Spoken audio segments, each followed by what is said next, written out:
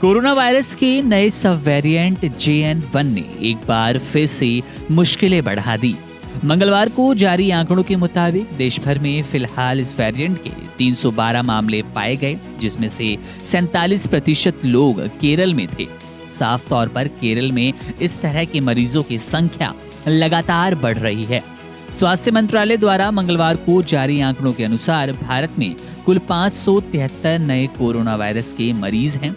इसके साथ ही सक्रिय मामलों की संख्या 4,565 हो गई।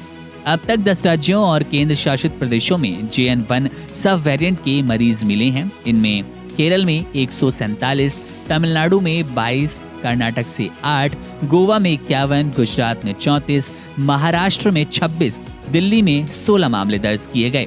वहीं राजस्थान में 5, तेलंगाना में 2 और ओडिशा में 1 मामला सामने आया। स्वास्थ्य विभाग के मुताबिक JN1 वेरिएंट फिलहाल खतरनाक नहीं है, हालांकि सभी राज्यों को सतर्क रहने के लिए कहा गया है। अब कोविड मामलों के कारण अस्पताल में भर्ती होने वालों की संख्या बेहद कम है, इसलिए घबराने वाली कोई बात नहीं है। WHO ने JN1 को इसके तेजी से बढ़ते हुए प्रसार को देखते हुए वेरिएंट ऑफ इंटरेस्ट के रूप में वर्गीकृत किया, लेकिन कहा जा रहा है लेकिन ये कम जोखिम पैदा करता है। कोरोना वायरस के JN1 सब वेरिएंट को पहले BA.2.86 उपवंश के रूप में देखा गया था, वर्गीकृत किया गया था, लेकिन जाहिर तौर पर ये मामले बढ़ रहे हैं और बढ़ते मामले चिंता का सबब बनते जा रहे हैं। देश का दक्षिणी राज्य यानी कि केरल, वहां लगातार बढ़ते मामले कहीं ना कहीं पूरे देश के लिए संकट पैदा कर रहे हैं। कोरोना की पहली लहर हो या फिर दूसरी लहर हो, ओमिक्रॉन का डराने वाला वायरस हो, सब वेरिएंट हो, इन सब के दौरान केरल सबसे ज्यादा प्रताड़ित नजर आया था। केरल सबसे ज्यादा इस वायरस से परेशान नजर आया था।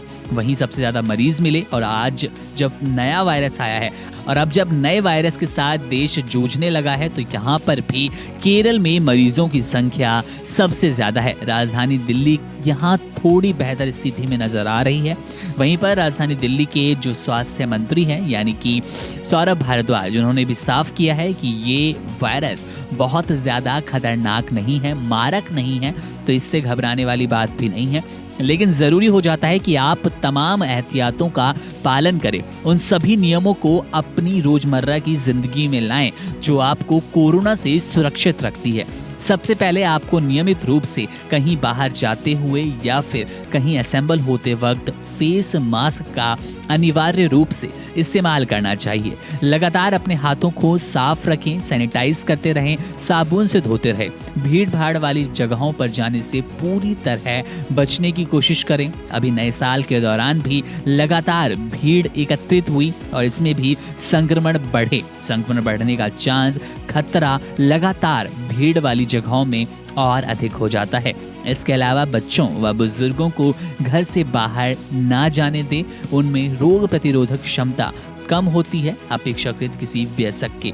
इसलिए कोशिश करें कि काम घर से हो पाए और बहुत जरूरी हो तभी फेस मास्क के साथ बाहर जाएं। इसके अलावा बच्चे बुजुर्गों को तब भी घर में ही रखने की कोशिश करें।